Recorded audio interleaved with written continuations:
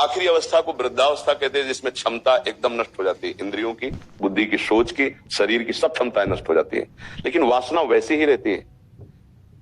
अभी एक परसों ही वृद्ध बहुत ही दुखी होकर कह रहे थे, मेरा मन मुझे बहुत परेशान कर रहा है।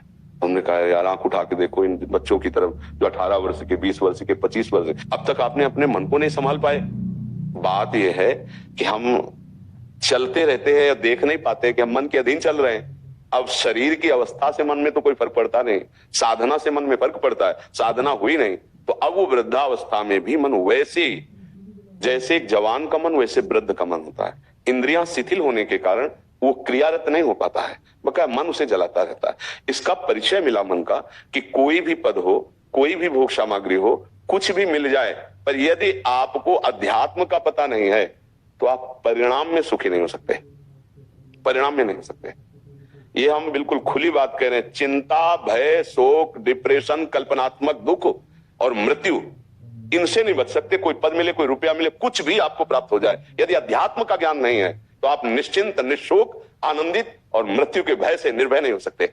वो भय सताता रहेगा, चिंता, शोक, नाना प्रकार के। तो हमारी बात मान लीजिए, हम किसी प्रलोभन से नहीं कह रहे, आपके सुख के लिए कह रहे हैं।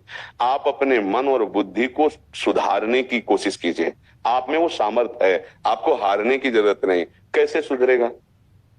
पहले हमको ये समझना है कि मैं मन और बुद्धि नहीं हूं, पहली बात। लेकिन ये बात आप जबान से कह सकते हैं, अंदर से देखो आप वही हैं। ऐसा आपको भ्रम करा दिया गया है माया के द्वारा। मैं शरीर हूं पुरुष, मैं शरीर हूं स्त्री, और मेरा मन कहता है ये देखूंगा, ये छूंगा, ये भोगूंगा, ये सूंघूंगा। अगर मैं नहीं करता तो मुझे जलाएगा ये, और जबकि जलेगा वो, वही जलेगा। आपको कोई जलन स्पर्श कर सके, आज तक सृष्टि में ऐसी जलन नहीं बनी, ध्यान रखना। आपका जो स्वरूप है, कोई अस्त्र छेद सके ऐसी कोई अस्त्र की क्षमता नहीं है। ना आग्नेय अस्त्र, ना वारुणास्त्र, ना वायुवास्त्र, तो प्राकृतिक अस्त्र है, वो तो दिव्य अस्त्र है। नैनम छिन्नन्ति शस्त्राणि नैनम दहति पावका न चैनम क्लेदेन्त्यापो न शोच्यति मारुता। अब मन की जलन जब हम मांग पूरी नहीं करते तो इतनी बढ़ती है कि वो लगता है मैं जल रहा हूं। ध्यान से सुनना। अब लगता है मेरी जलन कैसे जाए, तो सलाह देते हैं, भोग लो, देख लो, यार पाप हो जाएगा। नहीं नहीं, कोई पाप नहीं।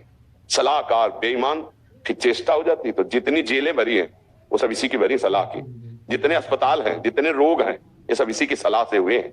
ये पापाचरण हमको खड़ा करके बांधते चले गए, और आज हम इतने कमजोर हो गए हैं, अगर मन के अनुकूल नहीं चलूंगा तो मार देगा जला के। और जबकि अगर आप मन के अनुकूल ना चलें तो आप महान बन जाएंगे और ये आपके अधीन हो जाएगा। बस सहना सीख जाए, जलना सह जाए। वो कैसे सहा जाता है? मेरे में नहीं, वास्तविक मेरे में मैं मन थोड़ी हूं। मन मेरा एक करण है, अंतःकरण कहते हैं। जैसे लोहार और लोहार का हथौड़ा, लोहार करता हुआ और लोहार का हथौड़ा करण हुआ, और उससे जो क्रिया बनेगी वो क्रिया हुई। ये करण है आपके, मन, बुद्धि, चित्त, अहंकार, अंतःकरण।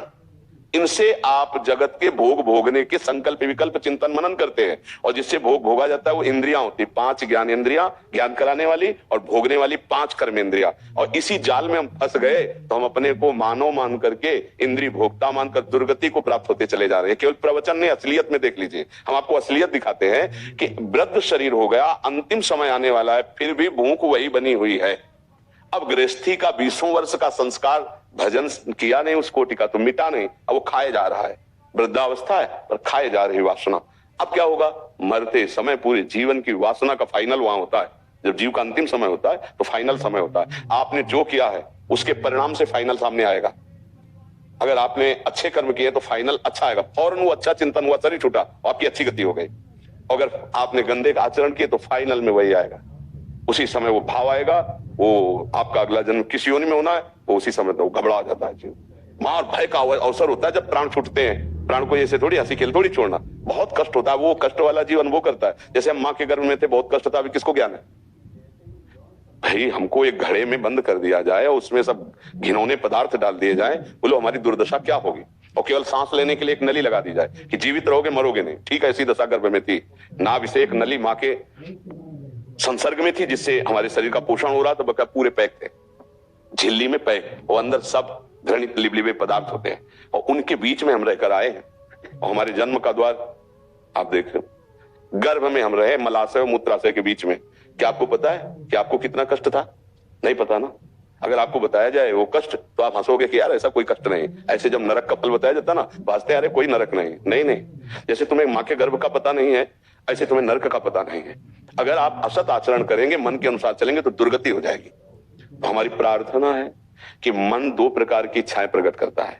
किसी को अपने अधीन करने के लिए केवल उसकी नकारात्मक ही भावना रखी जाए तो नहीं बनेगा। अधीन करने के लिए दो बातें होनी चाहिए, एक तो प्यार और एक शासन। जैसे जंगली घोड़ा लाओ ना, तो उसको चाबुक भी चाहिए, थोड़ा भयभीत रहे, और उसको हाथ फेरो, दुलार करो, खवाओ पियाओ, जिससे वो अनुकूलता को हमारी पहचाने, और जब प्रतिकूल हो तब चाबुक। तो दोनों